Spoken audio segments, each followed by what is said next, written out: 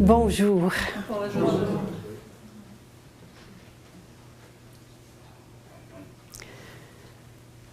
Je me suis joué un tour. Je me dis toujours depuis des années, je refuse de parler de vaccination. J'écris la mafia médicale, tout est là. J'ai plus rien d'autre à dire. Je ne peux concevoir qu'un être avec le minimum d'intelligence se pose même la question de se faire vacciner ou non. Ça crève les yeux. Le vaccin, c'est de donner la maladie à quelqu'un qui est en bonne santé. Docteur Gros Bon Sens ne peut pas accepter une absurdité pareille. Où est passé notre bon sens? Déjà ça, vous pouvez ne pas savoir tout ce que Didier nous a dit tout à l'heure, mais seulement ça, ça suffit. Deuxièmement, les décisions vaccinales sont prises par le gouvernement. Faites-vous confiance au gouvernement? Non, pas tout. On ne fait pas confiance au gouvernement. Pourquoi? Parce qu'on sait qu'un politicien, c'est menteur, ils sont corrompus jusqu'à moelle des os. C'est eux qui décident des vaccinations. Et on y va. Plus que ça, c'est fait dans des milieux où on les prend en otage, les enfants dans les écoles. Et on y va. On croit qu'on le fait. Plus que ça, vous en voulez un autre? C'est secret ce qu'il y a dans les vaccins. Attendez. Et on va là, comme des imbéciles, donner son bras, se faire mettre quelque chose qui est conçu par l'industrie. On parle des multinationales, dont le seul but est de faire des profits, endossé par l'État qui reçoit ses ordres de l'OMS, qui sont sous le contrôle des banquiers, avec des produits secrets. Secrets. Ça vous dérange pas, ça?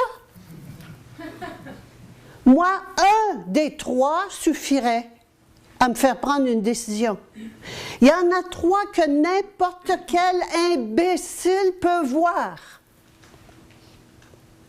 Et on continue d'aller se faire vacciner. Non seulement rien n'a changé depuis 1994, depuis 20 ans, mais c'est bien pire que ça n'a jamais été.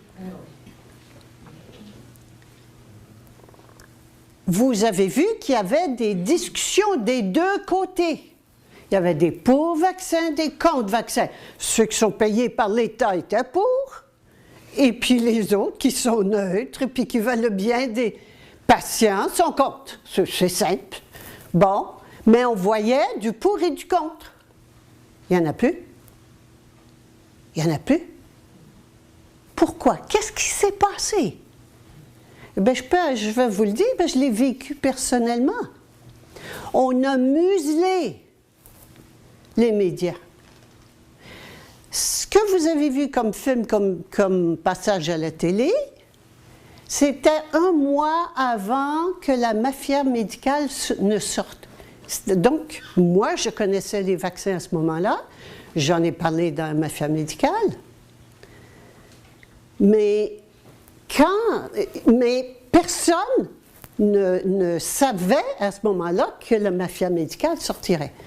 Quand la mafia est sortie, ça fait beaucoup de bruit. Mais c'est passé dans les journaux. Pendant 3 mois de temps, j'ai pas arrêté de donner des interviews à radio, à télévision, dans les journaux, jusqu'à un jour, pof!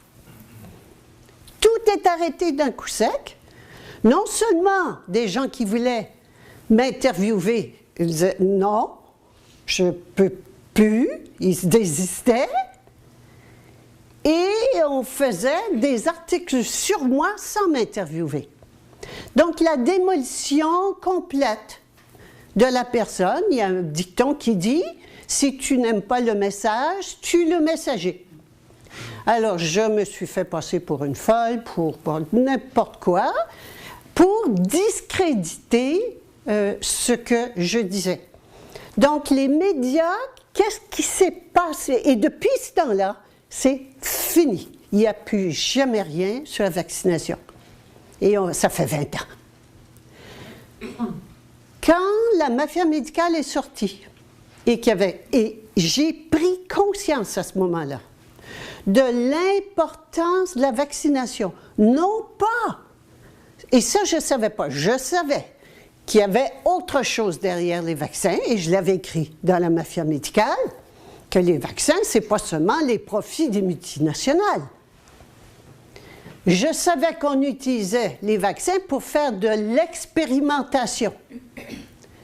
Notamment, puis c'est sur Internet, dernièrement, l'Université Laval a trouvé intéressant de mettre des nanoparticules dans les vaccins et ils testent cela sur la population qui reçoit la grippe au Québec cet hiver.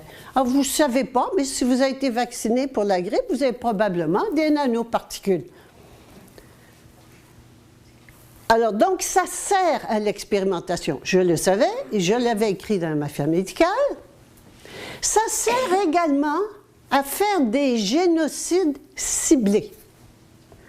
Et ça, je l'avais lu, mais en plus de ça, au moment où il y avait ces interviews sur le fameux vaccin de la méningite, des infirmières m'avaient dit, parce qu'elles se parlaient entre elles, qu'il y en a des groupes qui avaient suivi un cours spécial pour vacciner. Mais ils se sont dit, attends, on vaccine depuis toujours, on s'est vacciné? Non, non. Il y avait un vaccin spécial, nouveau, mais pas partout. Par groupe, à certains endroits. Là, les infirmières, qui sont des femmes intelligentes, hein? Elles l'étaient en tout cas à mon époque, je ne sais pas si elles ont été vaccinées depuis, mais elles l'étaient. Les infirmières étaient vraiment brillantes, donc elles ont essayé de faire analyser les vaccins. Impossible. Les vaccins étaient sous clé. Alors, vous voyez, et là, elles ont pris conscience que tout le monde ne recevait pas le même vaccin. Alors, on peut donner le vaccin qu'on veut, on met dedans ce qu'on veut, personne ne sait ce qu'il y a dedans, votre médecin ne sait même pas ce qu'il y a dedans, puis il vous le recommande. Il faut être vraiment imbécile. Je ne sais pas s'il est imbécile, mais moi, si je vais chez le médecin, je suis imbécile. Ça, c'est important de le savoir. Puis c'est important d'en prendre conscience, de continuer à faire affaire avec des gens aussi ignorants, imbéciles, malhonnêtes, et je ne continuerai pas, Didier nous l'a décrit amplement. Mais donc, j'avais pris conscience qu'on pouvait détruire des populations, des races, des villes, sélectionner les gens, des couleurs de peau, donc, et l'Afrique notamment, a été inondée et ils ont eu le vaccin, le sida. On dit qu'ils meurent du sida. Ils ne meurent pas du sida parce qu'ils baisent avec tout le monde. Ils meurent du sida parce qu'ils ont été vaccinés de façon outrageuse. Alors, j'ai refusé jusqu'à date de parler des vaccins. Mais ce qui est arrivé, et j'envoyais des documents Diane pour faire la présentation, tout ça, et donc m'est arrivé, il y a 10 jours, la vidéo de Didier Tarte, du médecin qu'on vient de voir là, et ça, c'était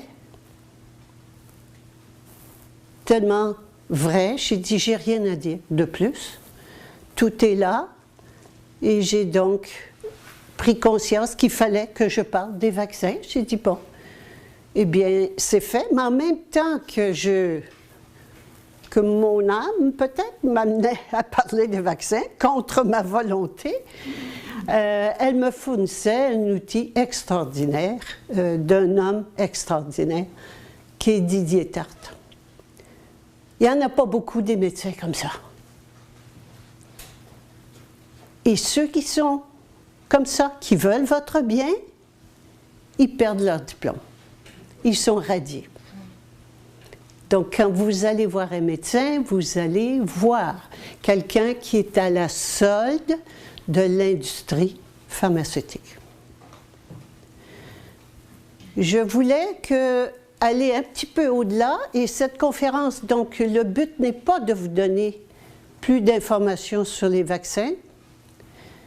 Les vidéos parlaient par elles-mêmes, tout était dans Mafia Médicale. Il y a des écrits, Didier les a nommés, tout est sur Internet. Il n'y a aucune excuse pour ne pas savoir ce que sont les vaccins aujourd'hui. Mon but aujourd'hui est de vous faire voir et vous partager ce que j'ai vécu quand la Mafia Médicale est sortie, que j'ai vu à ce moment-là, de par la réaction des autorités, qu'il y avait plus que ça encore. Et c'est eux qui ont ouvert mes yeux quand j'ai vu leur réaction. J'ai dit que le sida n'existait pas, que ce n'était pas contagieux. Ça ne dérangeait pas. J'ai dit que le cancer n'était pas un mystère puis qu'il y avait plein de traitements efficaces pour ça ne dérangeait pas. C'était pas ça. C'était les vaccins. Leur réaction a été tellement forte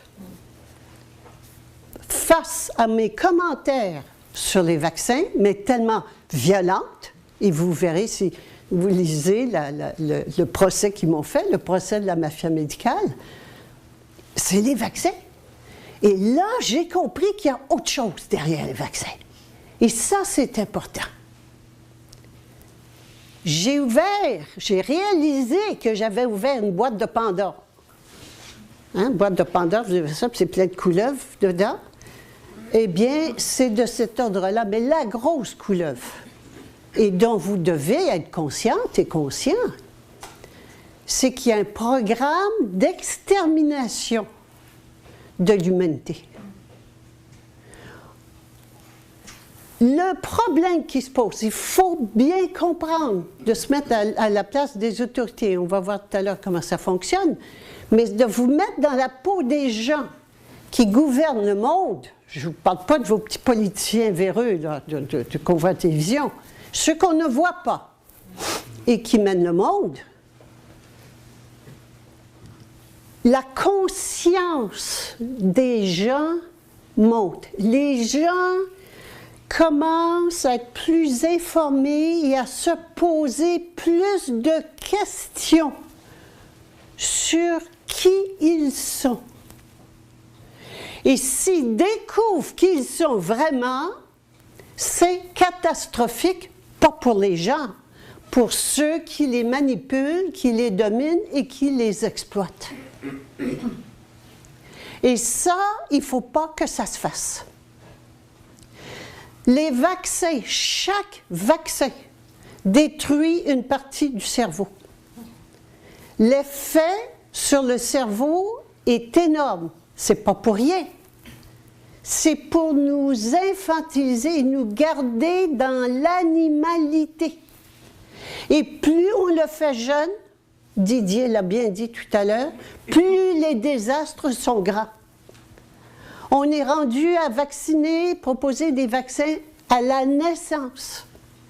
20 vaccins à l'âge d'1 an, qu'ils ont reçu 20 vaccins. Ça n'a pas de bon sens. Pourquoi? Posez-vous des questions.